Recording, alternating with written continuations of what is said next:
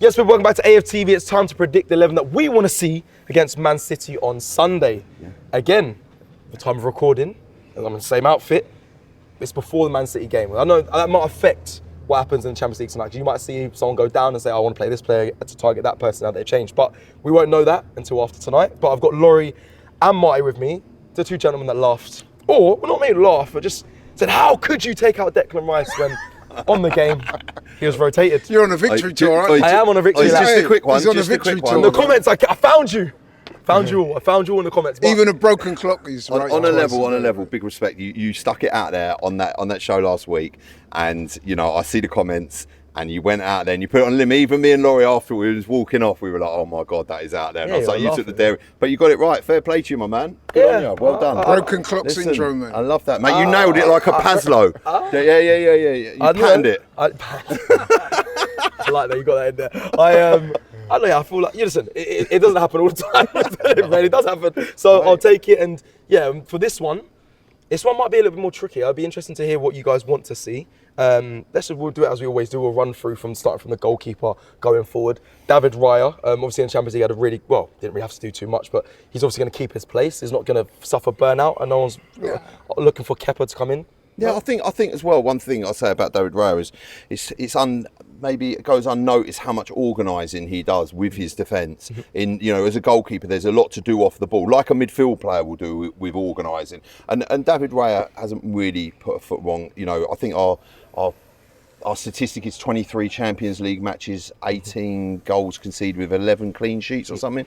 So, and in the Premier League, Smarty Marty, come with the stats, go on. Well, and listen, he doesn't concede goals, generally, and he's got to go and goal. It's very true, actually. I just realised, one goal conceded this whole season so far. Yeah, and it's only 4 games played, but it's a free kick that was wondrous. And I will say, big up David Raya, because obviously when you play in a team and you get a new centre back come into play, like Mascara, the confidence that the team gets from when I've seen David Raya play the ball to Mascara in times, I'm like, I don't know if I'll do that. And he does it, and he deals with it fine. But that shows that he's confident in his back line, and that also breeds confidence for the rest of the team. And those little things may benefit, obviously, Mascara as well, with the confidence to receive the ball in dangerous areas, but also that benefits everyone. So big up David Raya, and I think you're right in what you said there. Right back. Hang on, I didn't get a chance to speak. Oh, go on. This is a beef from last week. He's on still me. continuing. He's annoyed, yeah. Go on, David No, Raya. obviously after last week with the old Declan Rice thing, now the man's just Go on, David No, Raya. but I was going to say with David Raya, and I'd be interested to hear your views on this. I would say on current form, and all things being considered, I would say David Raya is currently the #1 goalkeeper in the Premier League. What do you reckon? 100%. You can't argue that. The amount of When I said that on DR, sheets. some man shouted me, Edison or Alisson. Listen, let me tell you this. David Raya, and David Raya's been the best goalkeeper in the Premier League for the last 2 seasons. Yeah, Wow. Golden Glove winner. Matt Sell's come close to it, and Matt Sell's done it at Forest. Don't forget, doing it at Forest. That's what they'll say. They'll say Arsenal's got a defence. It's a lot harder than doing it for Arsenal. But the bottom line is, what do you want from your goalkeeper? Yeah. You don't want your goalkeeper picking the ball out the back of the net. Then people will say, "Oh no, Alisson." And so it's the defence they've got in front of us. But Alisson's got Van Dijk in front of him. But then you say, "Oh, Saliba's better." Then they'll say, "No, Van Dijk's better." So you can't win. The reality of the situation is, he clean sheets. David Raya picks the ball out the back of the net a lot less than a lot of other goalkeepers, and that's what that's what I want from my goalkeeper. I agree. But that being said, City have just acquired a really good keeper as well. Donnarumma. I think the question is who would you want in goal for your team if you had a free? I wouldn't swap anyone else. For me, Raya. Yeah, no, and our bias always, and I read Arsenal hats will come on top here and say, listen, we're gonna back our boy, especially the way especially the place that the team's in now. He will get his opportunity. There's a Carabao Cup game coming up in the next week or so. Injuries happen as well. Vale. That'll be an interesting to predict 11 video when we get to now, for now, David Raya, right back. You've got Mascara, you've got Jurien Timber.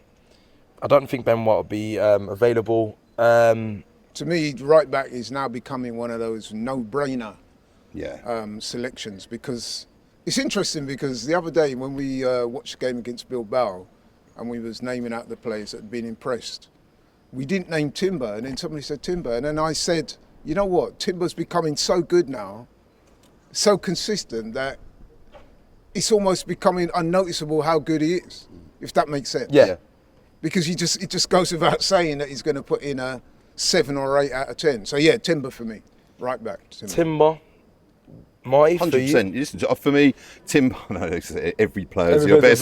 Timber is the best right back in the league. He's phenomenal. They'll say Reece James. They'll say. No, come on. Reece James is injured every day. He spent. That's it. He's just constantly on that treatment table. Yeah. That is not a question. Jurriën Timber is the guy. He is a top performer. Every time he puts that shirt on, he performs at the highest level. Yeah, he's phenomenal. Honestly, I don't know. I think he's a wondrous player. And we spoke about it after Bilbao. A man that's come back off a knee injury. I've never seen a player be that aggressive and that just on it and be. It's so hard to beat. I'm so happy we have him in the team. Saying about pairing, we'll do it as a pair. This is where the video gets interesting. Yeah. Are you starting Saliba or are you putting Mascara in there? I've said this as well. Mascara for me has to continue because I think it's fair because he hasn't put a foot wrong. Oh. And if you're just getting players based back in, listen, this is a huge statement. This is how good Mascara is and has been. Saliba and Gabriel, no Haaland. No, I get that, but I think also this could be the game that if Mascara does put a foot wrong and you do see the throws, because believe you me, if anyone's going to expose you, it will be Erling Haaland bearing down on you in front of goal like a man mountain. So would you not want to risk that and by putting a Saliba and a Gabriel in there? But also then the other part of this is Saliba fully fit. Yeah, I mean 100%, because if he's 85 or if he's 90%, listen. Let's rest him, because what we don't want to happen is William Saliba to injure himself or aggravate this injury and then be out for 6 months. That's what we don't want.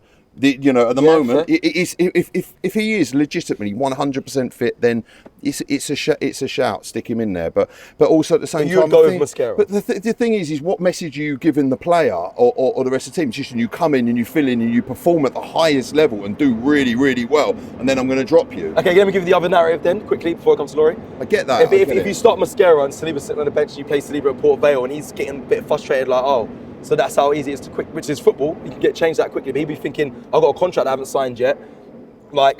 Surely you'd be trying to keep the player. This is a whole nother narrative. Some people may not think this way. This is Arsenal Football Club, mate. You can't be held to ransom by players. There's a lot of player power these days in football. No. Maybe not Arsenal. You're right. I think that's a problem. And when you get into that, like they've had it at Manchester United and other clubs, that's a problem. Yep. But I understand the contract situation. But listen, I wouldn't think there's anything wrong or disrespectful. So you're playing for Arsenal in starting Saliba and giving him 60, 70 minutes. Again, I don't know the extent of the injury. Yeah. If he's 100% fit, then it's a but. Is he? Is he not 80? Is he 80, 90%? That's the thing. So yours is Mascara on the ways in playing. Just easing Saliba back in, because I don't want another long-term injury. That's fair. Reward the player for the performance he's had is in Mascara. Yeah. If he's 100% fit though, Saliba, you would start Saliba. Is that right? Am I saying that? But you want Mascara to start? Yeah, based on what you're holding on to saying you want Mascara. Yeah, currently I do, because of his performances. He hasn't. Okay. I'm kind of not wanting him to put a foot wrong, but to be exposed. He hasn't been exposed in some big games. He's been phenomenal. You've got to give him credit for that. And I think, I said, I like that sentiment. Reward the player for the performances. Laurie. I listened to Marty there, and he makes some very salient points. I do agree with a lot of them. Turkish went with Mascara. James went with Saliba. Are you going? Yeah, where are you going? You know what? At the risk of sounding slightly hypocritical, because I've been banging on about meritocracy in teams and stuff like that. However, with Saliba, bro, he is like elite. He's definitely one of the best in the. Not just the Premier League, across Europe, which is why Real Madrid are on his case. And like you said, Cecil, that partnership with Gabriel playing against Haaland, which is a big deal for those guys. I think he is fit because he was on the bench during the week. They didn't take the chance on him, and I think that was probably because the manager is going to play him on Sunday, which I agree with. I think Saliba is that, even though Mosquero's done really well, and I wouldn't have a problem with Mosquero starting. I just think with Saliba, if he's ready to go, you can't overlook that talent. We need our absolute best team. No disrespect to Mosquero. Okay, but I just think Saliba's the man for the job, man. Saliba became the man for the job by being put in these situations. Now, against Erling Haaland, we certainly will see whether Christian Mosquera is the man for the job. Well, we didn't have a Saliba at the time. Yeah, but then when he come in, he done the job, and we were like, right, you're the guy. Yeah. And based on his performances, and that's what we're trying to do, is establish here whether Christian Mosquera is legitimately what we think he is. But you believe it? Well, you don't know. You want him to be tested. From what I've seen of that player, I am looking at that player thinking this guy could, and I know it's out there.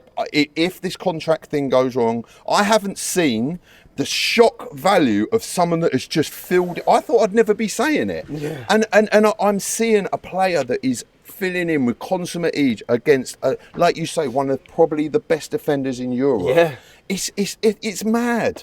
It's tough. I'll be honest. And the majority of this video would be around. I knew it'd be around this talking topic, and I can see the passion in wanting Mosquera to start. I can see the way you're thinking and wanting Saliba to start, because they know Haaland. And listen, football can change. He might have changed game. Might have improved his game since they last played. But I think, I don't know. I think Mosquera's come in and he's done an excellent job.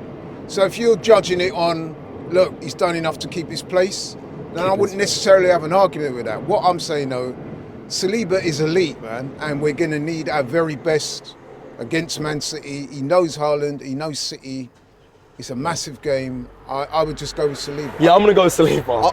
I think I like the idea in life that if you come and perform and you constantly prove that you are good enough for that position, then you're not, as long as you keep performing, you're entitled to that position. Not saying entitlement as in, but you keep doing. Saliba hasn't put a foot wrong, but he's been injured. Now another guy's coming in and he's doing the job. Listen, I think just give him some time at Port Vale. I don't know, All right, well, again, the comments. It's great that we're having this conversation. It is. What a great debate to have. You'll have a field day. That shows is the comments will have a field day on this, because it is definitely a big topic this week. But I'm going to go with Saliba. I think what you've argued is actually, and I believe in that.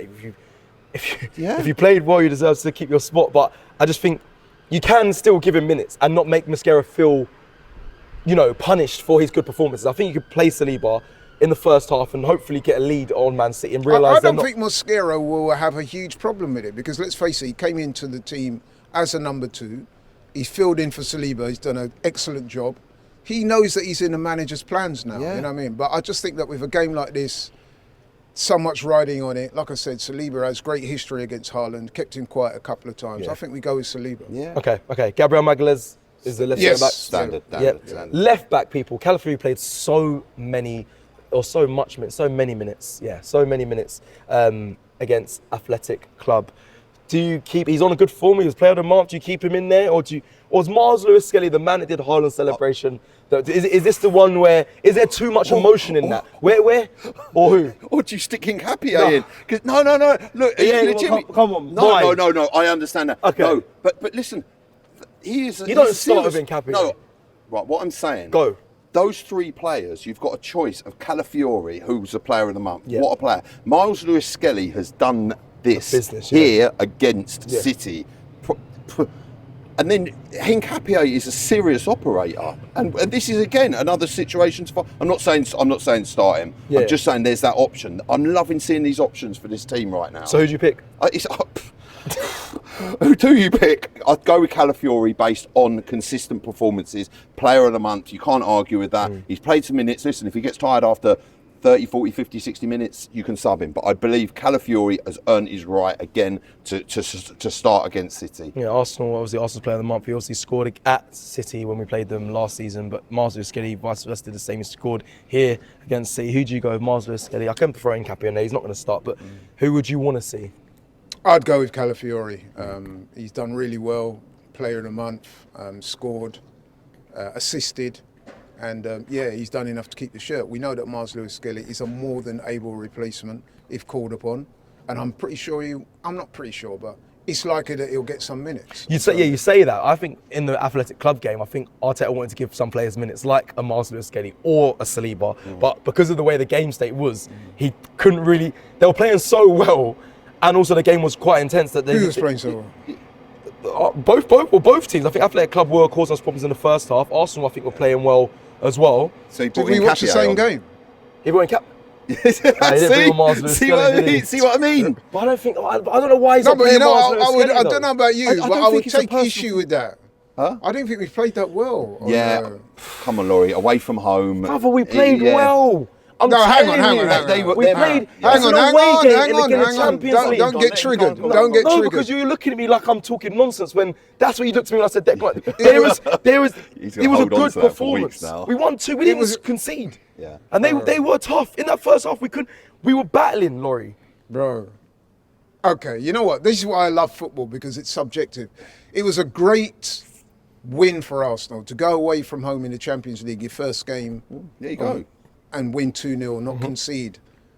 But come on, bro. You said Bilbao played really well. They did play well. They're not a very good team, bro. They stifled us compared to what we saw. Hang on, Laurie. They're not. Laurie, you don't. You listen. Good Champions League is full of good. Thank teams. you. You have to be a good team to get into the Champions League. We had this the other day. Union Berlin. We had this the other day. Union, not Berlin, but Union, whatever the club that is in Belgium League beat PSV 3-1. Like every team in the Champions League. There's going to be shorts because they are quality teams. I said they're not a very good team. They are a good team. No, they're not.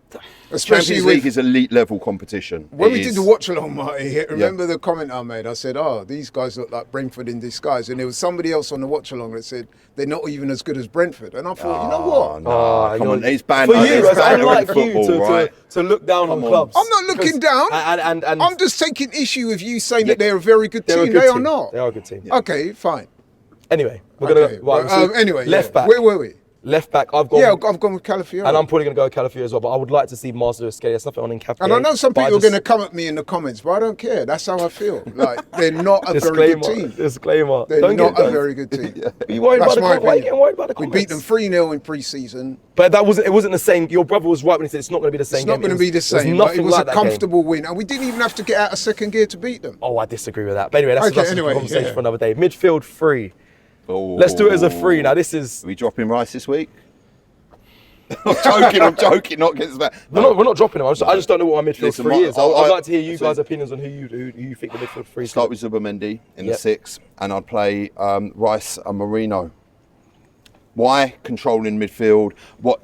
I'd rather take control of this game and not concede any early sloppy goals, which we don't do because of who we've got behind us. But I believe it's a very strong midfield. It worked the other day, and then you can make the relevant changes if you need to. There is a big shout for Nwaneri playing in 10. If Odegaard's fit, you play Odegaard, I think. Is that what you'd want? I'm not saying... Because even if he's fit, like you just campaign that if Saliba's not 100% fit, like Mascara on performances so far. I know, and it kind of this contradicts a little bit. It does. You're spot on. You're completely right, and I do like that 3. As I just said, the Rice, the Zubamendi, and Marino, because it provides a lot of control, especially in big games. Yeah, in big games. But you're like at this. home, so do you want to? It is a big game. Listen, and as much as we've defensively been great, don't rest on your laurels and think, just because we don't concede goals, we're never going to score a goal. Then we're never going to concede a goal again, because that's unrealistic. The reason why we're not conceding goals is because we are so ultra on it, and because of this midfield that we're playing with. It is working. Laurie, your midfield 3. I think he got it 2/3 right. I know. You seem to be going for caution. Let's control the midfield. I want to go for creativity, so I'm going for Zubamendi 6, Rice in the 8, Eze in the 10. It's my midfield. Let's have some creativity in there so we can score some goals. Right, you're learning, veteran. What do you mean learning? You know what I mean? But whether we'll get that, because I personally feel that if Odegaard is anywhere near fit, we know the manager's going to play him. But me personally, Eze. Okay, fair. Because we need some creativity. So based on this, I'm interested to hear this front 3 that you're going to go. Yeah, well, if we're going to get into that, I'm going to go with Laurie as well. I won't talk too long on it, but even if Odegaard is fit, and I might get pelters in the comments for it, but I just think I want to see creativity as well at home. That is the same midfield at 3 that Laurie went with. And also, if we're going to go on what players have done in the past game, should they be rewarded? I know Trossard and Martinelli scored. It'd be interesting to hear what the front 3 is, like Marty said. So we'll start with you, Marty. No. Start with Laurie, because you started with me before, and it's only fair. Go on then, Laurie.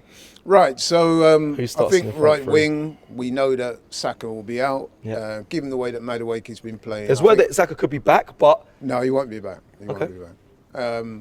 Madueke, for me, I think he's done really well. The end product could improve a little bit, but hopefully game by game we'll see that. But if Saka was fit, if Saka was back, would you start him? I'd start Saka. Okay, that's okay. A bit like Saliba. Interesting. We're talking elite. Nah. I think what a great situation to have. Madueke, listen. He couldn't even finish this Okay. free, but I hear Sorry, it. sorry. Yo, go on, jump in. Go on, Right, go on. so Madueke, I think, has done really well. The end product, you're spot on. There could be a little bit more. I don't think it's as bad as everyone's made no, out. I didn't say it was bad. I didn't. I know, See, but look, people- he's doing do you know it what? again. I know, but people are just. No, but you did that when I talked about Bilbao. You said, I said. Because you they're looked not- at me like I was an idiot. No, because you said they're a very good team, and I disagree with that. Okay. The ideal They're not a very good team. situation is for Madueke to score a goal. You know, that's the ideal situation, stats of on course. the board, yeah. But he's been, listen, every time that guy picks up the ball, he's like, you could just see the fullback looking, thinking, mate, you're just going to take me on, and you just know he's going direct, he's going at him, and they're doubling up on him already, which is leaving spaces in the in areas of the pitch. So I believe he earns his place through his performances. He's done well. He's been good. And what a great proposition to have Bukayo Saka coming on after 55, 60 minutes. Because one thing about Madueke, he does fade after about 60, 70 minutes. Yeah. Naturally, because listen, he puts it all out on the pitch, You and he's can't high maintain energy. that, You can't make, if anyone that can for a full 90 minutes, fair play. But to bring, and also again, ease Saka back in. Do we need to after he's been out for a while? Do we need to just start him straight away? I don't think we need to. No. I think it's a great proposition to have him come off the bench and do that and deliver that. But also, do we want Saka being out now for 6 months? No, I don't personally. I want him to be fit. I want him to get back into and be fit so that we see Saka I performing. think, with respect, though, a lot of that is redundant because I don't think he's from judging by what I've seen today. He won't be back for Sunday. There's a chance. And even that if might he be in the was, squad. like you said, you don't want to rush him. No. But giving us away on that, right? The difference, one of the major differences I see between Madueke and Saka, and listen, shout out to Madueke, he's done really well. I think the key difference between the two of them is Saka's decision making is infinitely better, given that he knows when to take on the fullback and when to pass and when to shoot. Madueke is still coming to terms with that. He will improve in that area. But to me, that's what distinguishes Saka from not just Madueke, but a lot of right wingers. Right. He'll stick it in the back of your net. That's the thing. Saka will stick it. Yeah, but he knows times. when. He 9 times out of 10 he makes the right decision in terms of shooting, passing, crossing, and so forth. Like I said, Madueke will learn. Right. Okay. So that's Madueke on the right. On the left, now this is where there is a bit of a conundrum because I played Eze in midfield. So that, there's a left-sided berth that needs to be filled. You could go either Martinelli or Trossard. I think the manager would go Martinelli because of his greater pace and the fact that he's better defensively than Trossard. But I do think that Trossard will come on. I think Martinelli will start, Trossard will come on later in the game. I think through the middle, it's obvious. So you're going to put Marino up front then, obviously? No, I'm not. Gyökeres will start. And listen, man, I'm interested. I think James hinted at it earlier. That is a good battle between him and Haaland, what I'm calling the Viking derby. Yes. You know what I mean? The Viking derby? The Viking derby. I like And that. Very don't much. try, I'm gonna- I've patented I'm that, stealing that. so don't try and nick that. Yeah. You can't, All right, Because Marty, I've- you're front through. Thank you. Unchanged with Madueke, Gyökeres, and Eze. I listen. I love what they provided the other night. I saw that width on the pitch. You've got Eze hugging the touchline, you've got Madueke hugging the touchline, and Gyökeres through the middle. And listen, after if it's not working or after 60 minutes, you can change it. It can be changed, and there's options coming off the bench. Don't forget, Wanyeri can be played on the right as well. You've got Dauman that we can put in there as well. We've got so many options, but I'd definitely start with that.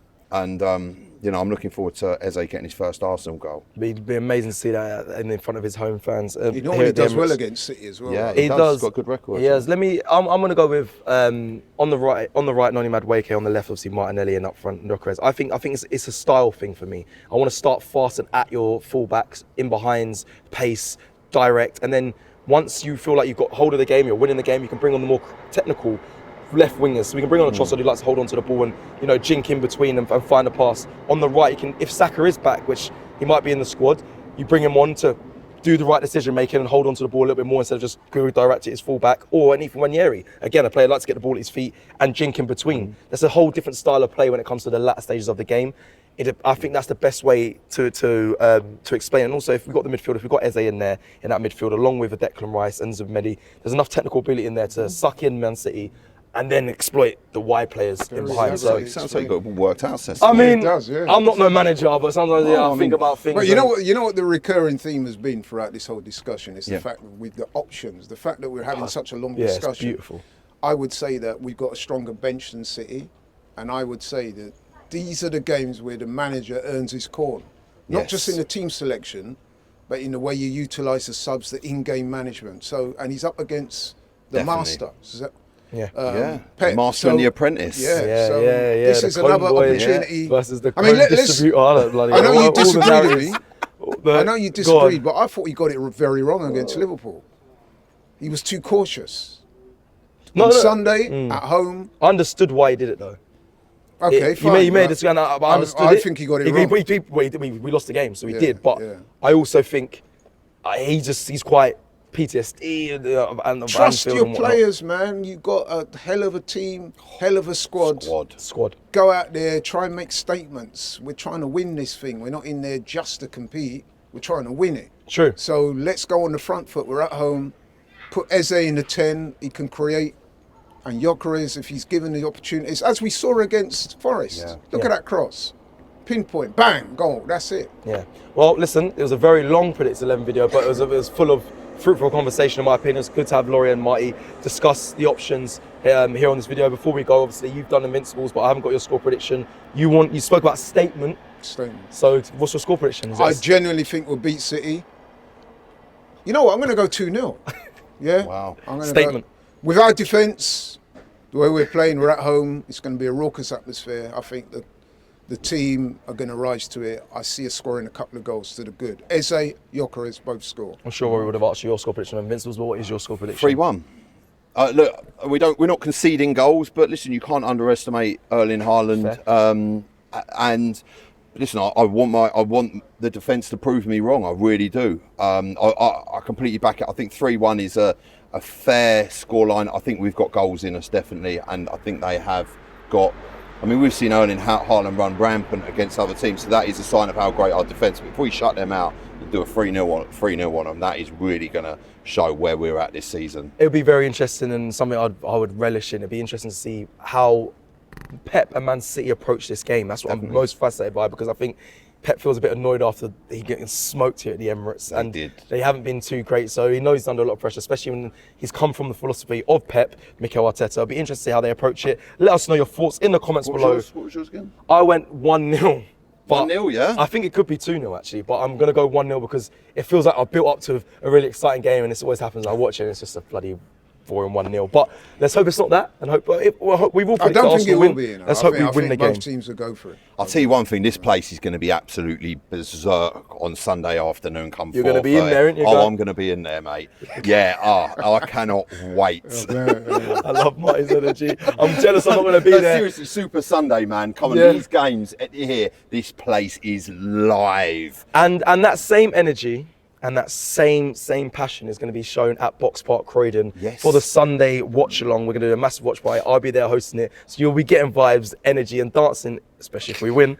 So yeah, make sure you check out all that. We'll be covering the game as always in the ways we do best here at AFTV. So make sure you stay locked into that, and then build up to the game and after post-match press conference. Post-match interviews. You'll see it all here on AFTV. Love for watching. I'll see you soon. Take care.